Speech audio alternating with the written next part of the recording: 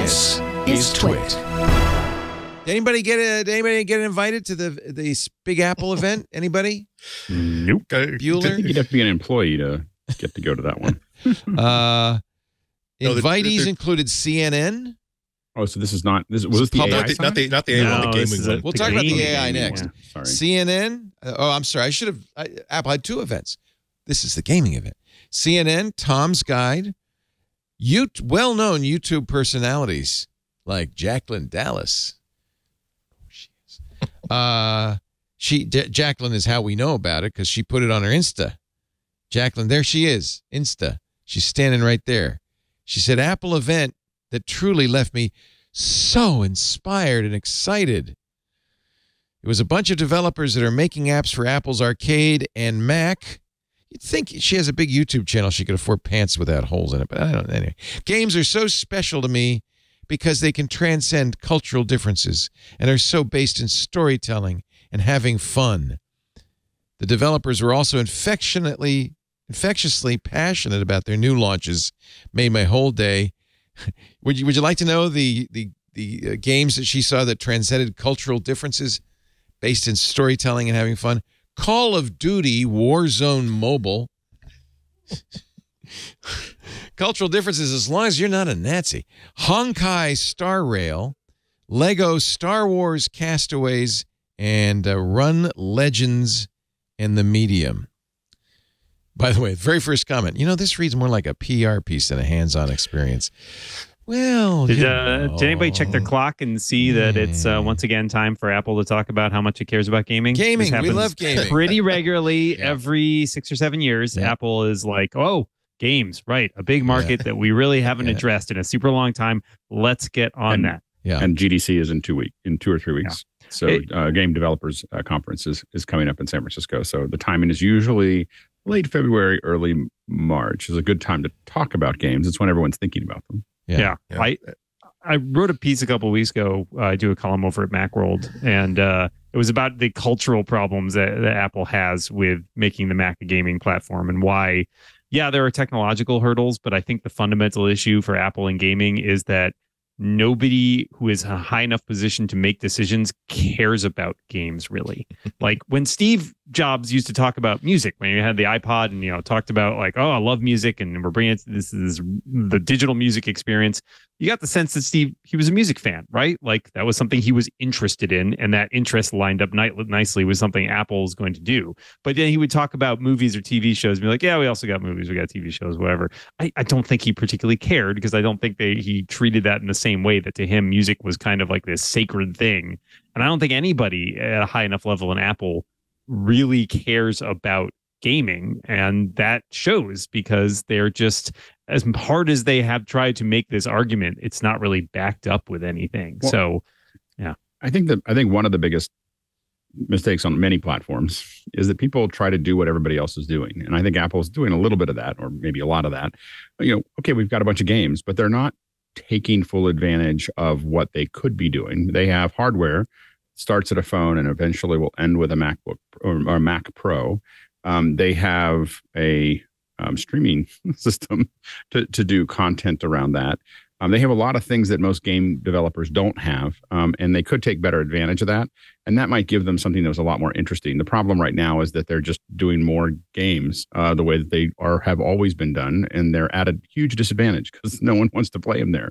And so they're playing into their weaknesses, not into their strengths. I think that there's a lot from a broadcast perspective. When you think about Apple TV Plus, there's a lot that could be done if you started to transcend. A lot of these first-person shooters are not really watchable. I mean, they're watchable for gamers, but they're not watchable for average people in the same way that large sports go. And they go, well, we filled up a stadium. I'm like, yeah, but can you fill it up 22 of those every weekend? No, probably not. And so there's big numbers. And the problem is the games are too complicated to watch.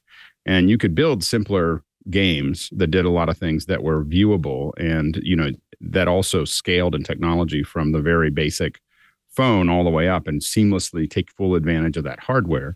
But they'd have to build that from the ground up, and they'd have to stop building, the cut the rope style games that they're building now, which is fine on a phone.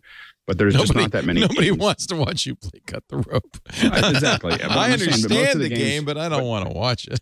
But I don't also, I don't like to watch. I mean, I try to watch like Call of Duty and a lot of the other ones. And I'm just like, Fortnite or Call of Duty, Quake Arena, which has been around forever.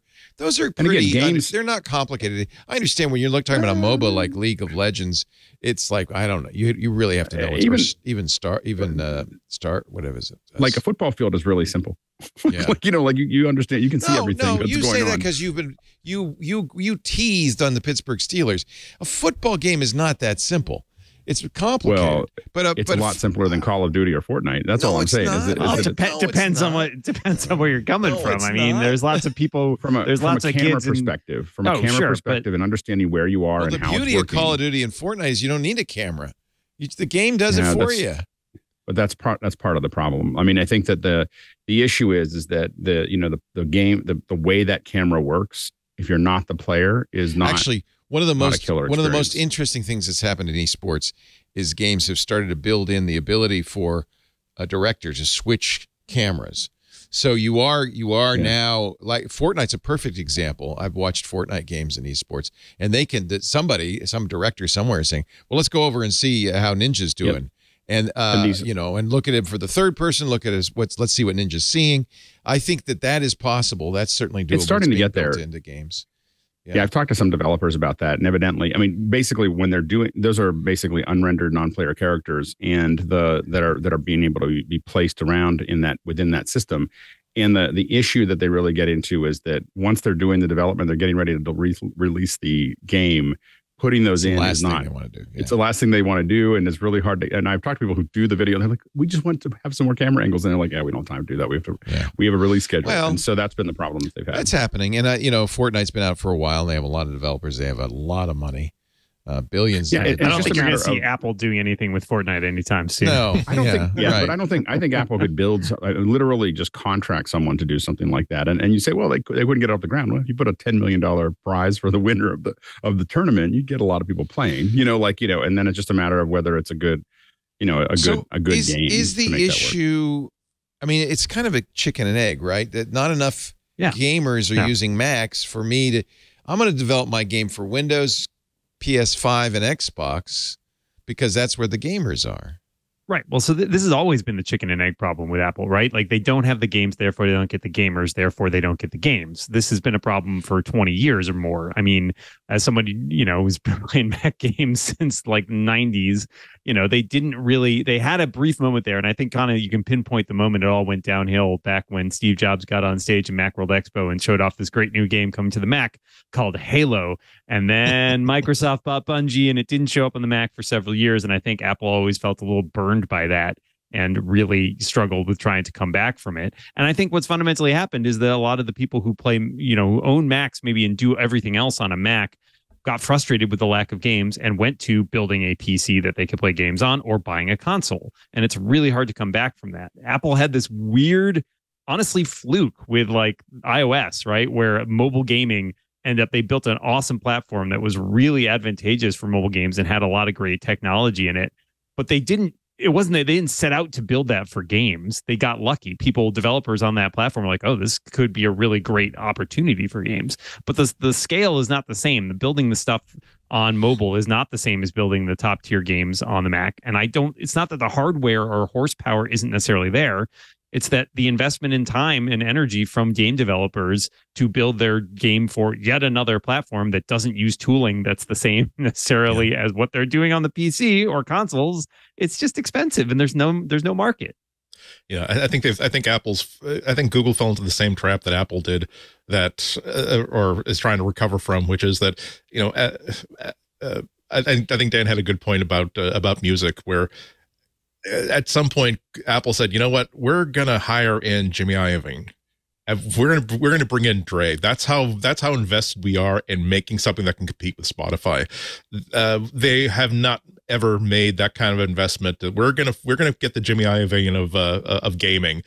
working for us to basically, who has both the plan, the understanding of the market, and the deep contacts and respects of that market to basically really emphatically say, come on here, we will take care of you for several years. This isn't just a passing fancy. Whereas, of course, Google made the same mistake of like, hey, we got this great cloud game streaming platform. You can actually develop for this cloud platform instead of having to do X, Y, and Z.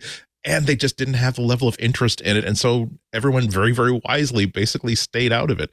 And I don't know if Apple can ever get that kind of mojo back, because the game industry has just moved so far past them at this point, where you really have to explain, okay, the people that we're building games for, explain to me why, if they're really interested in AAA games, they don't already have a $500 game console. They haven't completely solved this problem by even buying a $300 previous generation game console. Explain to me why we should invest several years and millions of dollars hoping to basically get people to put down a game controller that's probably already connected to a PlayStation or an Xbox and pick up a game controller that's hooked up to a MacBook instead. They can't make that argument. Is it worth it? Is there enough money in it to make it worthwhile? For gaming, there is. I mean, like, gaming's huge, right? Like, I think the issue is, to Andy's point, like, there's some of it is they need people in there, like, they hired people at Apple TV Plus who knew Hollywood and knew the industry and knew how to make TV shows. They need to do something similar to that for gaming. And there's a sincerity problem. If you watch Tim Cook or Craig Federighi get up on stage and talk about how great a game is, nobody believes them, because if you think Tim Cook is out there playing video games, no, he's clearly not. So you need somebody out there who really knows that market well enough and can convey that to the audience, not just, oh, there's this other cool thing, gaming. Yeah, I guess that's big. John Carmack's on the street. Maybe you could hire him. He'd be good. Yeah, absolutely. I think that the thing that they also need to do is, the advantage of them paying for these kinds of things is they have to build most of the games that they're building or that they're promoting don't really take advantage of the platform. I mean, they are, they're fine games. They'll run on an Apple TV just as well as they'll run on a MacBook Studio or a Mac Studio or whatever. And I think that the thing is that they need to have games, because the reality is that the hardware that Apple is now producing with the M2s and the coming M3s is far faster than a console. And it has way more horsepower, and they need to build games, even if they're relatively simple games, that just kind of are eye-popping, that kind of, so the gamers can see, wow, if you write to the metal, literally, that you are going to get some incredible performance. And that starts to get people thinking about it, because when you can outrun these, they're updating these all the time. The consoles update every once in a while, and Apple could easily, especially with a Mac Pro, start showing some incredible performance that would be hard. And even with the Mac Minis, I mean, even the Mac Minis will do better than probably most consoles. So the thing is that there's nothing that they're putting out that has you go, wow, that's a great piece of hardware. It's all like goofy little games that aren't pushing the processor. They're targeting it from like an ecosystem perspective, right? Like they're going for like almost like a trickle up, like, oh, run on your iPhone as well as it runs on your Mac. It's like, well, we don't want the base level of this necessarily be, not that the iPhone is super low power or anything, but like going for something that runs across all these devices is a hard sell, because making a game that runs just as well on the iPhone from experience as on the Mac in terms of things like interface is hard, and it's difficult. And I think you want to target the top tier stuff that trickles downward, or, that shows off, like you said, the flagship technology, rather than working on stuff that necessarily works as well on every device they have. But that's a level. I mean, oftentimes that's a level of detail issue. So you're dealing with how many polygons am I throwing at it? So I might put, on an iPhone, I might throw 2 million polygons at a scene. On a Mac Studio, I might put 40 million at a scene. Am I going to have short depth of field? Am I going to add motion blur, anti-aliasing, all of these other things that are there? And those are for a long time in games have been little switches that turn on, and that could be automatically on the I know I'm on an iPhone, I'm going to turn all this stuff off so it plays well. It's not a matter of changing the game or the interface. It's a matter of just deciding which models, which rendering engine, which part of those things are being used based on what you have in that performance. And you can scale that up to some pretty insane looking things that are available right now in real time, and have been for a little while, but definitely with the M processors, the M series processors, that they're not taking advantage of. And Apple's the only one that can really do this, where they can say, I know that you're on an Apple TV or an iPhone, and I can scale to your point. I can scale all the way up to something that is taking like that would thump a Mac Pro, the new Mac Pro that comes out, or the Mac Studio that's out there. I can do something that's going to keep that running at about 90% capacity, and it'll look amazing. And when you open on your iPhone, it'll look the same, but it's going to be, lower resolution, simpler rendering, those types of things. It's no accident that when Mike Andronico of CNN went to this Apple event on Thursday, his article focused on the mobile games. That was, and I think because Apple sells so many iPhones, I think developers would be foolish to not consider, mobile. This is Call of Duty Warzone Mobile from Activision, maybe someday Microsoft Activision. But do you think that there's any chance of getting the desktop to be, I think in some ways, be honest with you, and boy, I'm going to get hate mail for this, PC gaming is kind of legacy. That's a small group of people that go out and soup up a PC and buy a PC just to play video games. I don't think that's a big audience. I don't think it's necessarily the big audience, but it's kind of it's the driving not exactly audience, a flagship, but it's like it's the one it's the visible audience, right? And not everybody's going to be buying a PC to play games on, but like when you talk about stuff like esports and whatever, there's a lot of visibility for those people, and it kind of trickles downwards. But I think consoles are the big competition here. Like Andy said, you can buy a $500 console like that puts your Mac gaming to shame. It's tough to make the argument on the desktop. Is Apple correct in saying, we got this mobile gaming? We got it. We do it. We're succeeding. Well, they don't have to win to make money. So it doesn't like, they have, the casual game market's about a $25 billion market. But the audience here, though, let's say, is probably not gamers. It's probably developers. Right? Possibly.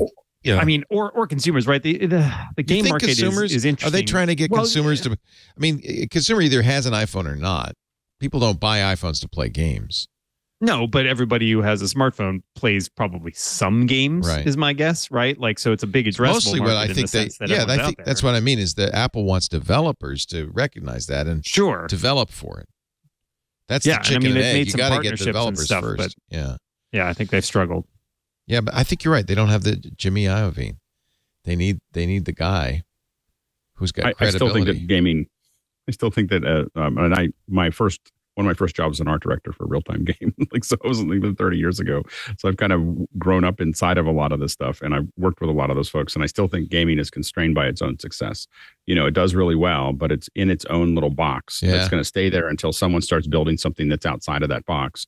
And I think Apple could do that, and they do well. It's the same thing with books. Apple played to trying to just compete with Amazon rather than building a new market for more aggressive books 10 years ago. And they haven't really moved the needle that much because of that. And I think I think we're going to probably see another.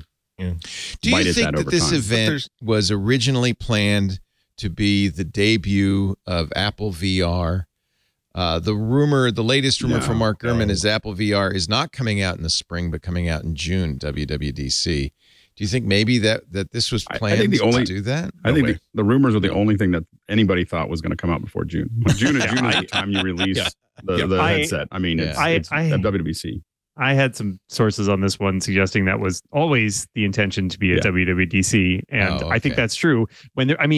If you see the rumors of people talking about this is a $3,000 device that, Apple doesn't really have a great selling point. And it's kind of like the prototype for what's coming down the road. This is not something that I think is targeted at consumers as much as it's targeted at developers to build software for this device so that later on it can be sold to consumers with, hey, look at all these great apps that we have. It's not going to be the first party experiences that sell this to consumers. It's going to be the ecosystem and the breadth of things. And I don't think going direct to consumer with the first model of this is not the Apple Watch. Right. This is, but it is also, at least VR in the rest of the world is really primarily for gaming. Yeah. For now. So there's GDC is coming up. You would want to have maybe at least some room somewhere where you can invite some developers over to show them this and say, well, you really need to be working on this. Also, the thing is, we keep talking about AAA gaming because that is the most impressive thing to show off your hardware, to show off how well your hardware can stretch its legs. But Apple, I think last year, the year before, they're consistently when you list the top 5 companies by revenue off gaming, Apple is always in the top 5. They often beat Microsoft even, and that's not because that they have their own gaming platforms, because they have a huge app store and they make a lot of money off of in-game revenue. So really, they can have they can have something. If Roblox continues to be a huge success, Apple can continue to be a huge success like that. They don't necessarily need to show we have the highest performance. Here's the amount of polygons we can render. Here's the amount of lighting effects we can do live. Here's the ray tracing that we can bounce off. Here's access to our version of Metal. They can just simply keep taking that 30%, even adjusting it down to 15 to 18% off of very, very simple games that are designed to run on anything that will run on 2 AA batteries and can support 4 tricolor LEDs.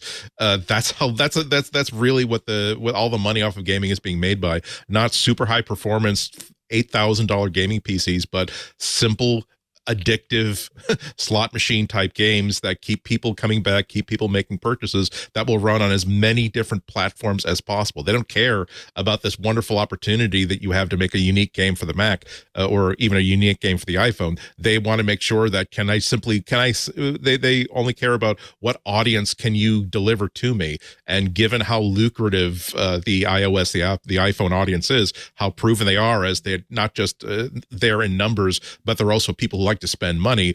That's why Apple has success with gaming.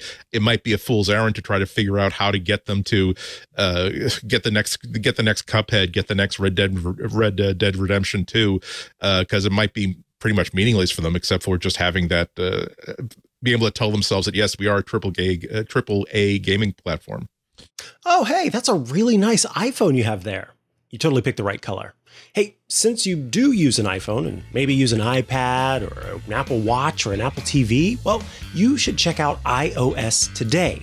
It's a show that I, Micah Sargent, and my co-host Rosemary Orchard host every Tuesday right here on the TWiT network. It covers all things iOS, tvOS, HomePodOS, watchOS, iPadOS. It's all the OSs that Apple has on offer, and we love to give you tips and tricks about making the most of those devices, checking out great apps and services, and answering your tech questions. I hope you check it out.